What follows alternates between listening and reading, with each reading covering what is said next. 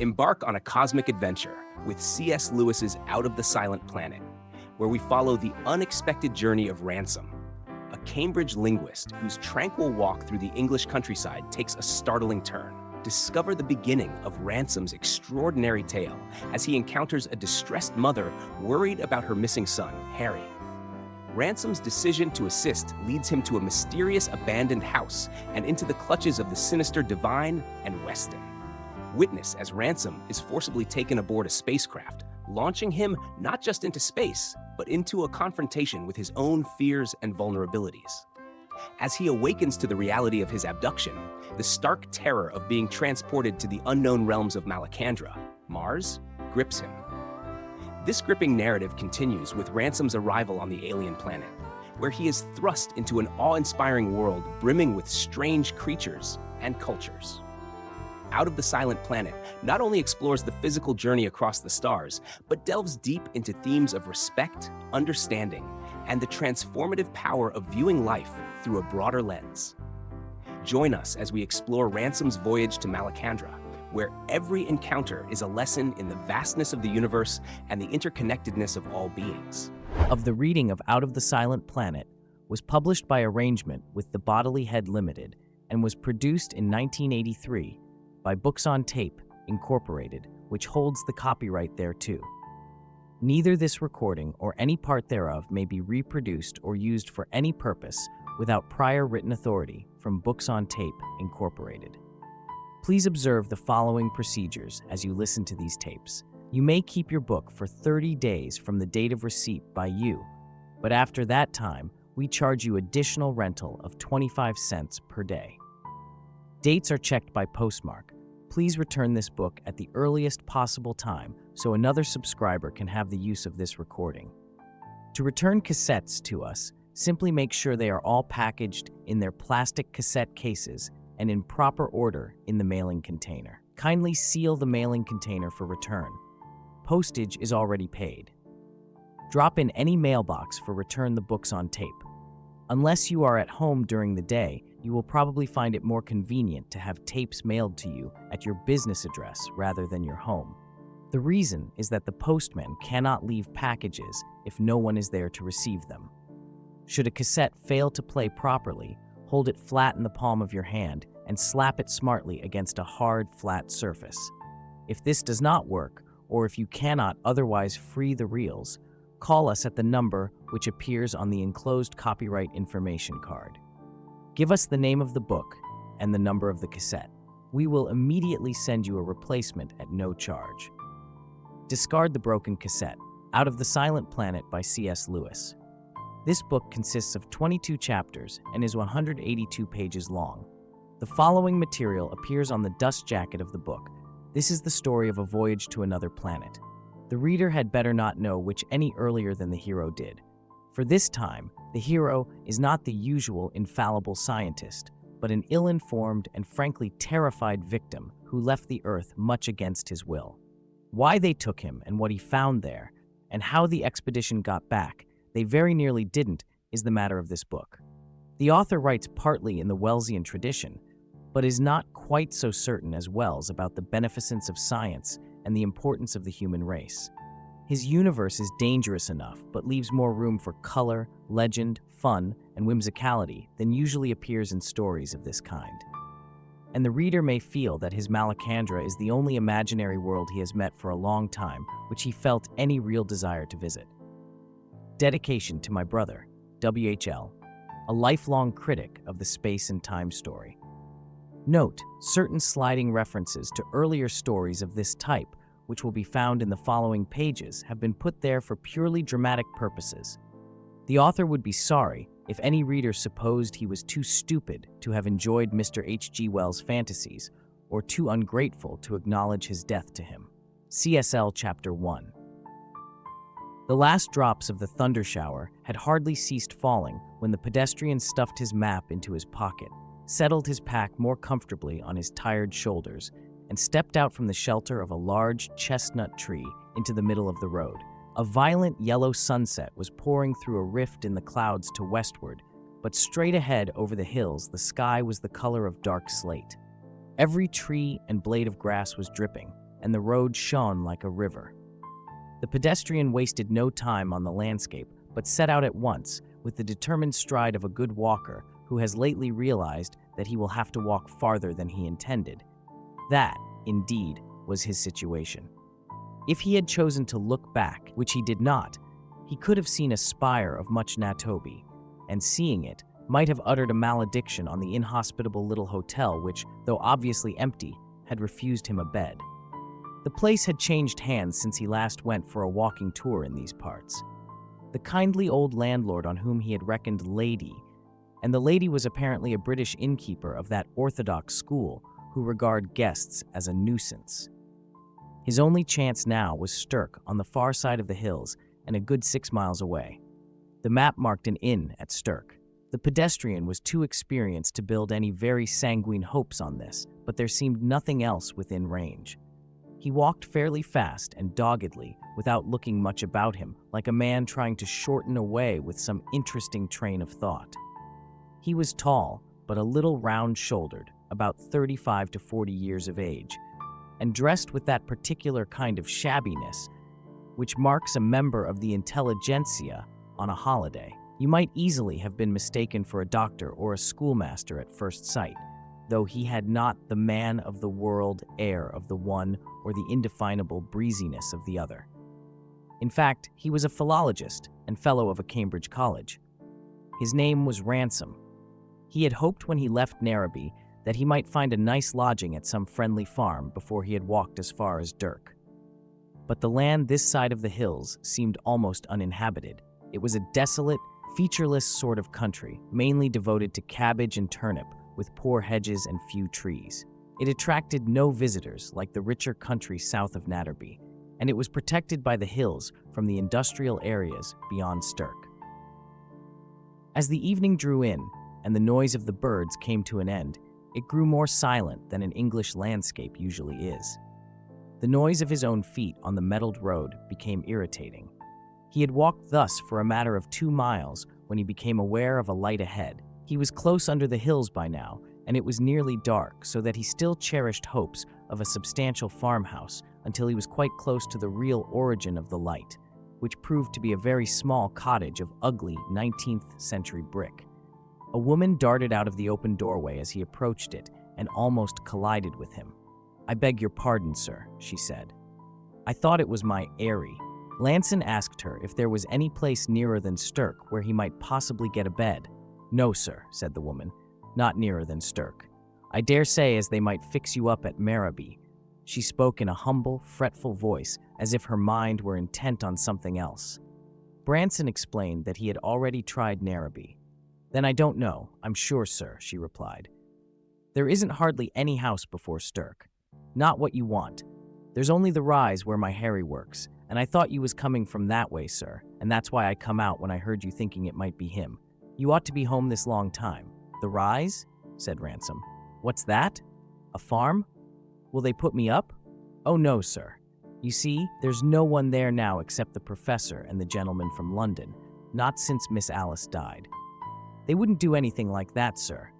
They don't even keep any servants except my Harry for doing the furnace like, and he's not in the house." "What's this professor's name?" asked Granson with a faint hope. "Oh, I don't know, I'm sure, sir," said the woman. "The other gentleman's Mr. Devine, he is. And Harry says the other gentleman is a professor. He don't know much about it, you see, sir, being a little simple. And that's why I don't like him coming home so late. And they said they'd always send him over 6 o'clock. It isn't as if he didn't do a good day's work either." The monotonous voice and the limited range of the woman's vocabulary did not express much emotion, but Ransom was standing sufficiently near to perceive that she was trembling and nearly crying. It occurred to him that he ought to call on the mysterious professor and ask for the boy to be sent home. And it occurred to him, just a fraction of a second later, that once he were inside the house among men of his own profession, he might very reasonably accept the offer of a nice hospitality. Whatever the process of thought may have been, he found that the mental picture of himself calling at the rise had assumed all the solidity of a thing determined upon. He told the woman what he intended to do. "Thank you very much, sir. I'm sure," she said. "And if you would be so kind as to see him out at the gate and on the road before you leave, if you see what I mean, sir. He's that frightened of the professor, and he wouldn't come away once your back was turned, sir. Not if they hadn't sent him home themselves, like." Ransom reassured the woman as well as he could and bade her goodbye after ascertaining that he would find the rise on his left in about 5 minutes. Stiffness had grown upon him while he was standing still, and he proceeded slowly and painfully on his way.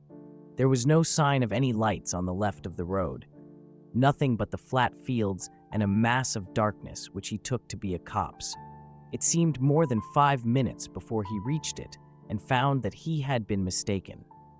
It was divided from the road by a good hedge, and in the hedge was a white gate, and the trees which rose above him as he examined the gate were not the first line of a copse, but only a belt, and the sky showed through them. He felt quite sure now that this must be the gate of the rise, and that these trees surrounded the house and garden. He tried the gate and found it locked. He stood for a moment undecided, discouraged by the silence and the growing darkness.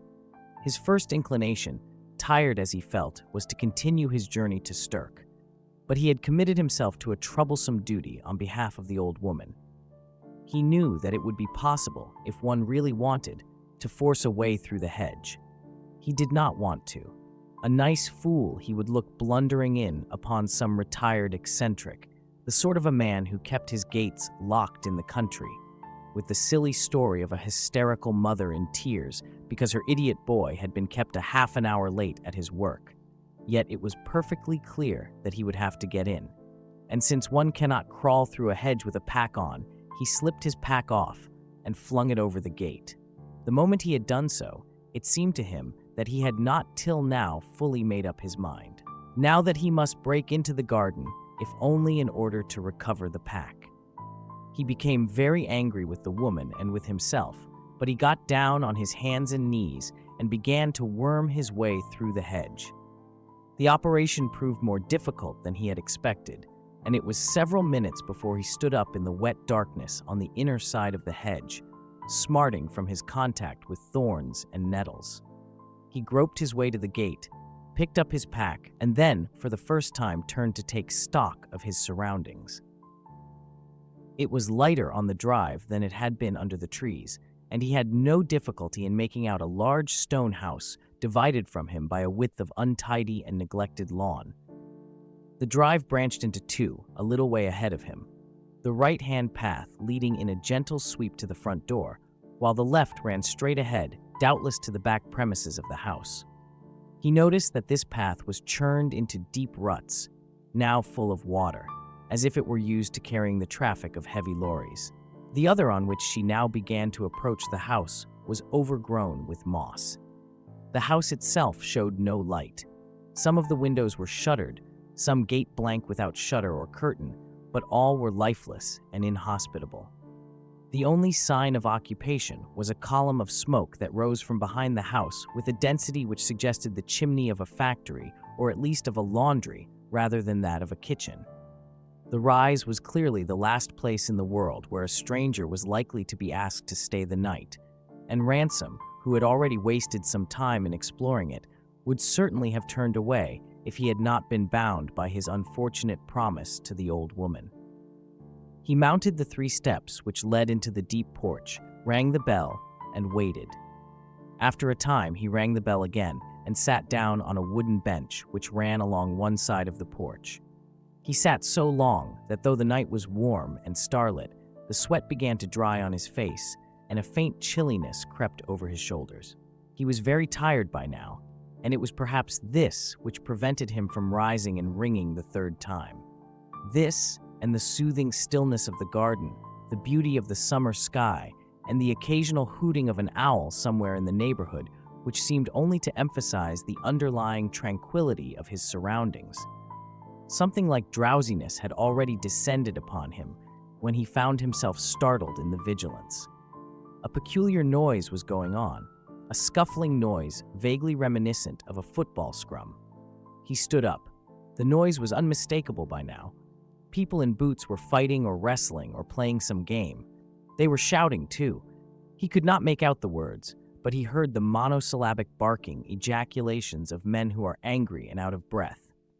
The last thing Ransom wanted was an adventure, but a conviction that he ought to investigate the matter was already growing upon him when a much louder cry rang out, in which he could distinguish the words, "Let me go.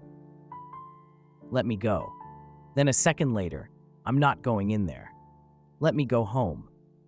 Throwing off his back, Ransom sprang down the steps of the porch and ran round to the back of the house as quickly as his stiff and footsore condition allowed him. The ruts and pools of the muddy path led him to what seemed to be a yard, but a yard surrounded with an unusual number of outhouses. He had a momentary vision of a tall chimney, a low door filled with red firelight, and a huge, round shape that rose black against the stars, which he took for the dome of a small observatory. Then all this was blotted out of his mind by the figures of three men who were struggling together so close to him that he almost cannoned into them. From the very first, Ransom felt no doubt that the central figure, whom the two others seemed to be detaining in spite of his struggles, was the old woman's Harry. He would like to have thundered out, "What are you doing to that boy?" But the words that actually came, in rather an unimpressive voice, were, "Here, I say." The three combatants fell suddenly apart, the boy blubbering. "May I ask," said the thicker and taller of the two men, "who the devil you may be and what you're doing here?" His voice had all the qualities which Ransom had so regrettably lacked. "I'm on a walking tour," said Ransom. "And I promised a poor woman be damned," said the other. "How did you get in?" "Through the hedge," said Ransom, who felt a little ill temper coming to his assistance. "I don't know what you're doing to that boy, but we ought to have a dog in this place," said the thick man to his companion, ignoring Ransom. "You mean we should have a dog if you hadn't insisted on using Tata for an experiment," said the man who had not yet spoken.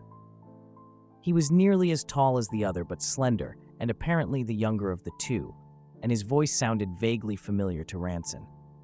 The latter made a fresh beginning. "Look here," he said. "I don't know what you're doing to that boy, but it's long after hours, and it's high time you send him home. I haven't the least wish to interfere in your private affairs, but who are you?" bawled the thick man. "My name is Ransom, if that is what you mean, and by Jove," said the slender man. "Not Ransom, we used to be at Wedenshaw. I was at school at Wedenshaw," said Ransom. "I thought I knew you as soon as you spoke," said the slender man. "I'm Divine. Don't you remember me?" "Of course, I should think I do," said Ransom, as the two men shook hands with the rather labored cordiality which is traditional in such meetings. In actual fact, Ransom had disliked Divine at school as much as anyone he could remember. "Touching, isn't it?" said Divine, the far-flung line even in the wilds of Stirk and Netherby. "This is where we get a lump in our throats and remember Sunday evening chapel in the DOP. You don't know Weston, perhaps?" Divine indicated his massive and loud-voiced companion. "The Weston," he added. "You know, the great physicist has Einstein on toast and drinks a pint of Schrodinger's blood for breakfast. Weston, allow me to introduce my old schoolfellow, Ransom. Dr. Elwyn Ransom. The Ransom, you know, the great philologist, has Jesperson on toast and drinks a bite." "I know nothing about it," said Weston, who was still holding the unfortunate Harry by the collar. "If you expect me to say that I'm pleased to see this person who's just broken into my garden, you'll be disappointed. I don't care tuppence what school he was at, nor on what unscientific foolery he is at present wasting money that ought to go on research.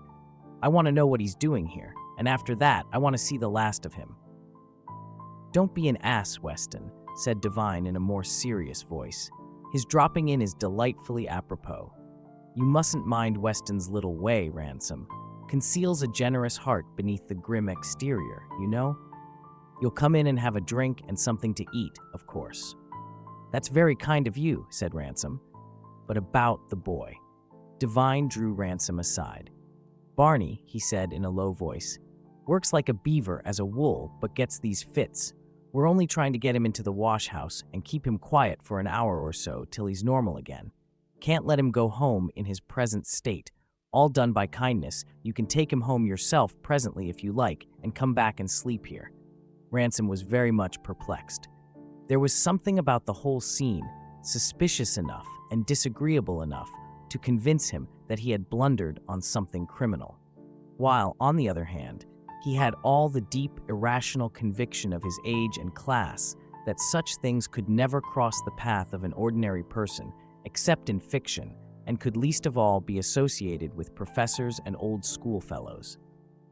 Even if they had been ill-treating the boy, Ransom did not see much chance of getting him from them by force. While these thoughts were passing through his head, Devine had been speaking to Weston in a low voice, but no lower than was be expected of a man discussing hospitable arrangements in the presence of a guest. It ended with a grunt of assent from Weston. Ransom, to whose other difficulties a mere social embarrassment was now being added, turned with the idea of making some remark. But Weston was now speaking to the boy. "You've given enough trouble for one night, Harry," he said, "and in a properly governed country, I'd know how to deal with you. Hold your tongue and stop sniveling. You needn't go into the wash-house if you don't want test." "It weren't the wash-house," sobbed the half-wit. "You know it weren't. I don't want to go in that thing again." "He means the laboratory," interrupted Devine. "He got in there and was shut in by accident for a few hours once. It put the wind up him for some reason. Lo, the poor Indian, you know." He turned to the boy. "Listen, Harry," he said, "this kind gentleman is going to take you home as soon as he's had a rest. If you'll come in and sit down quietly in the hall, I'll give you something you like." He imitated the noise of a cork being drawn from a bottle. Ransom remembered it had been one of Devine's tricks at school. And the guffaw of infantile knowingness broke from Harry's lips. "Bring him in," said Western as he turned away and disappeared into the house. Ransom hesitated to follow, but Devine assured him that Weston would be very glad to see him. The lie was barefaced, but Ransom's desire for a rest and a drink were rapidly overcoming his social scruples. Preceded by Devine and Harry, he entered the house and found himself a moment later seated in an armchair and awaiting the return of Devine, who had gone to fetch refreshments. Chapter 2. The room into which he had been shown revealed a strange mixture of luxury and squalor. The windows were shuttered and curtainless.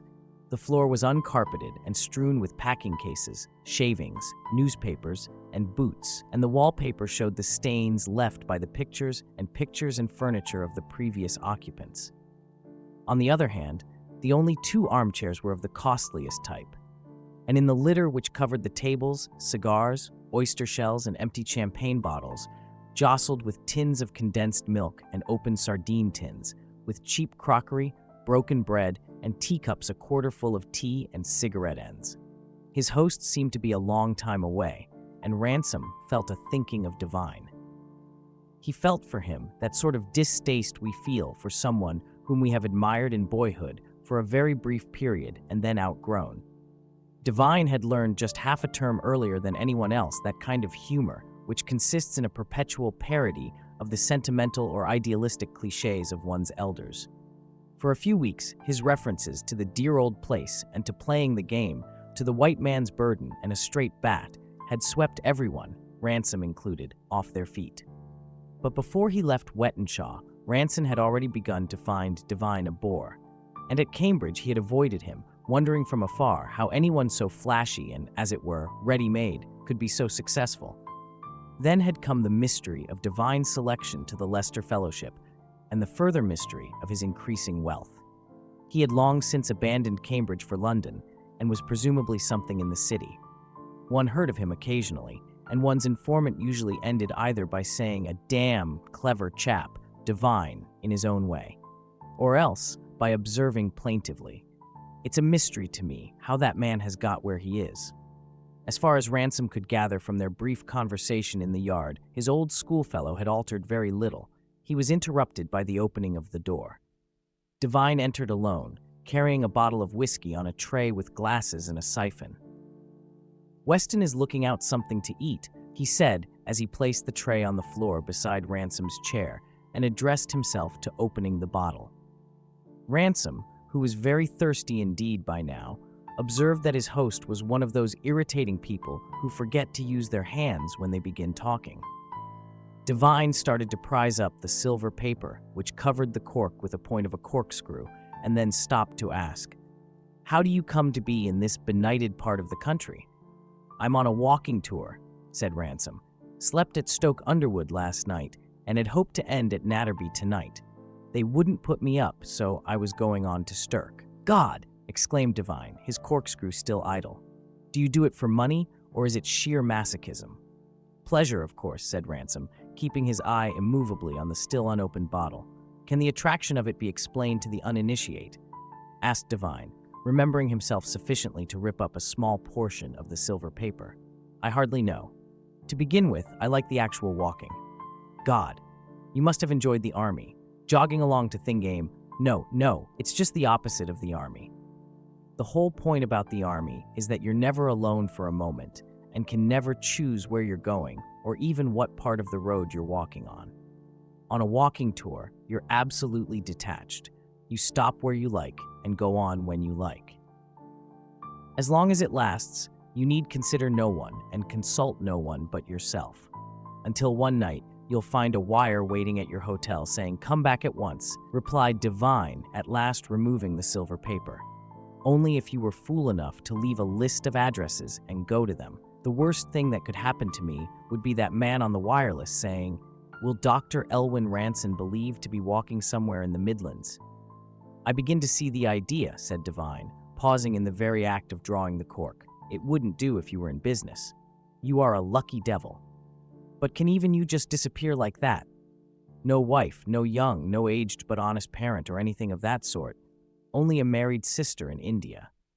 And then you see, I'm a Don, and a dong in the middle of long vacation is almost a non-existent creature, as you ought to remember. College neither knows nor cares where he is, and certainly no one else does. The cork at last came out of the bottle with a hot cheering noise. Say when, said the vine, as Ransom held out his glass. But I feel sure there's a catch somewhere. You really need to say that no one knows where you are or when you ought to get back, and no one can get hold of you. Ransom was nodding in reply when Devine, who had picked up the siphon, suddenly swore. I'm afraid this is empty, he said. You mind having water? I'll have to get some from the scullery. How much do you like? Fill it up, please, said Ransom. A few minutes later, Devine returned and handed Ransom his long-delayed drink. The latter remarked as he put down the half-empty tumbler with a sigh of satisfaction that Devine's choice of residence was at least as odd as his own choice of a holiday. Quite, said Devine. But if you knew Western, you'd realize that it's much less trouble to go where he wants than to argue the matter. What you call a strong colleague. Colleague? Said Ransom inquiringly. In a sense. Devine glanced at the door, drew his chair closer to Ransom's, and continued in a more confidential tone. Is the goods all right, though?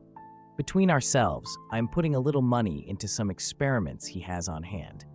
It's all straight stuff, the march of progress and the good of humanity and all that, but it has an industrial side. While Devine was speaking, something odd began to happen to Ransom. At first, it merely seemed to him that Devine's words were no longer making sense.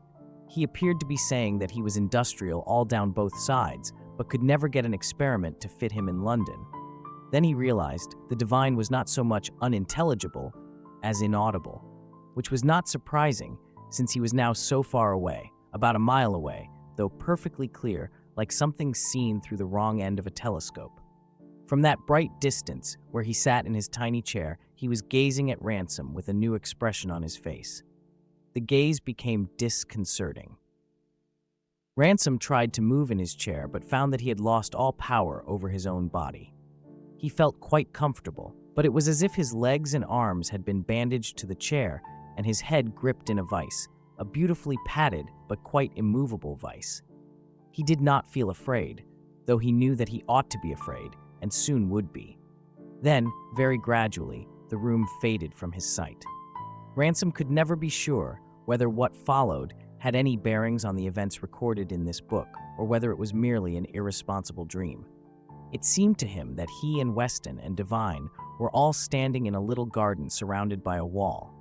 The garden was bright and sunlit, but over the top of the wall you could see nothing but darkness. They were trying to climb over the wall, and Weston asked them to give him a hoist up. Ransom kept on telling him not to go over the wall because it was so dark on the other side. But Western insisted, and all three of them set about doing so. Ransom was the last. He got astride on the top of the wall, sitting on his coat because of the broken bottles. The other two had already dropped down on the outside into the darkness.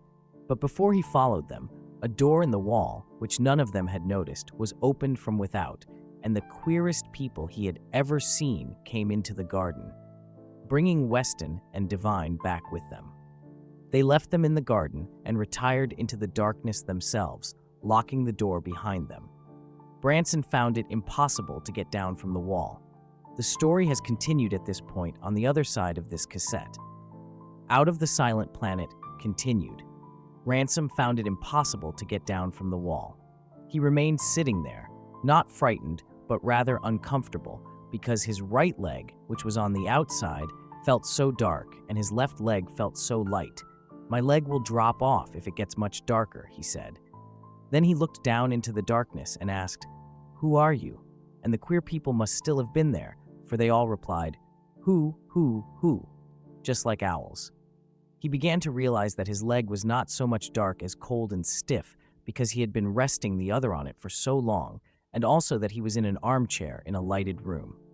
A conversation was going on near him and had, he now realized, been going on for some time. His head was comparatively clear. He realized that he had been drugged or hypnotized or both, and he felt that some control over his own body was returning to him, though he was still very weak. He listened intently without trying to move. "I'm getting a little tired of this," Divine was saying, "especially as it's my money that is being risked. I tell you he'll do quite as well as the boy, and in some ways better. Only he'll be coming round very soon now, and we must get him on board at once. We ought to have done it an hour ago." "A boy was ideal," said Weston sulkily, "incapable of serving humanity, and only too likely to propagate idiocy. He was the sort of boy who in a civilized community would be automatically handed over to a state laboratory for experimental purposes. I dare say that in England he's the sort of boy in whom Scotland Yard might conceivably feel an interest. This busy body, on the other hand, will not be missed for months, and even then no one will know where he was when he disappeared. He came alone. He left no address. He has no family, and finally he has poked his nose into the whole affair of his own accord. Well, I confess I don't like it. He is after all human. The boy was really almost a preparation. Still, he's only an individual, and probably quite a useless one. We're risking our own lives too in a great cause. For the Lord's sake, don't start all that stuff now. We haven't time." "I dare say," replied Weston. "He would consent if he could be made to understand." "Take his feet, and I'll take his head," said Divine. "If you really think he's coming around," said Weston, "you better give him another dose. We can't start till we get the sunlight. It would be pleasant to have him struggling in there for 3 hours or so. It would be better if he didn't wake up till we were underway." "True enough. Just keep an eye on him while I run upstairs and get another." Divine left the room. Ransom saw through his half-closed eyes that Weston was standing over him. He had no means of foretelling how his own body would respond, if it responded at all, to a sudden attempt of movement, but he saw at once that he must take his chance. Almost before Divine had closed the door, he flung himself with all of his force at Weston's feet. The scientist fell forward across the chair, and Ransom, flinging him off with an agonizing effort, rose and dashed out into the hall. He was very weak and fell as he entered it. But terror was behind him, and in a couple of seconds he had found the hall door and was working desperately to master the bolt. Darkness and his trembling hands were against him. Before he had drawn one bolt, boot and feet were clattering over the carpetless floor behind him. He was gripped by the shoulders and the knees, kicking, writhing, dripping with sweat, and bellowing as loud as he could in the faint hope of rescue. He prolonged the struggle with a violence of which he would have believed himself incapable. For one glorious moment, the door was open. The fresh night air was in his face. He saw the reassuring stars and even his own pack lying on the porch. Then a heavy blow fell on his head. Consciousness faded, and the last thing of which he was aware was the grip of strong hands pulling him back into the dark passage and the sound of a closing door.